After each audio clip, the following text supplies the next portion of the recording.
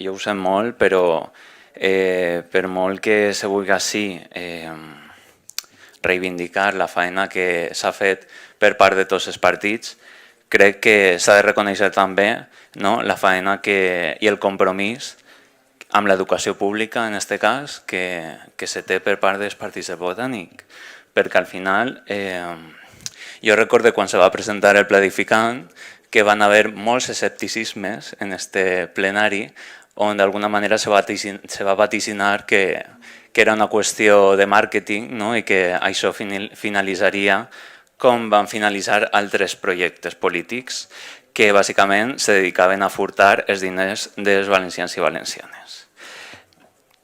I no tots són iguals, i això s'ha de reivindicar, que no tots són iguals. Que així hi ha alguns partits que sí que han vingut a canviar les coses, hi ha tots els obstacles que puguen trobar-se pel camí, que hi han hagut, i prou,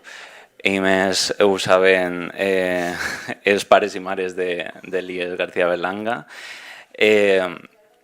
Jo crec que s'ha de reivindicar també això, que al final estem on estem, i estem on estem perquè hi ha un compromís per recuperar i dignificar l'educació pública. I això no ho han fet qualsevol. Ho ha fet qui ho ha fet. Per tant, això sí que ho voldria reivindicar-ho des d'ací avui, perquè crec que toca i perquè crec que també s'ha de reivindicar la bona política. I per tant, reivindicar que alguns han vingut a fer política, han vingut a millorar la vida de la gent i altres se varen dedicar a furtar els diners dels valencians i valencianes, de santjoaners i santjoaneres també,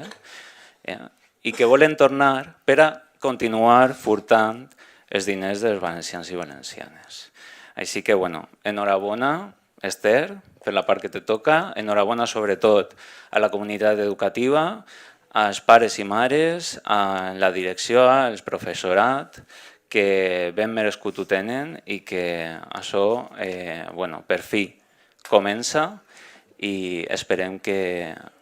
acabi el més ràpid possible i puguem disfrutar i gaudir d'aquestes noves instal·lacions que tant de temps porten reivindicant i que tant es mereixen. Gràcies.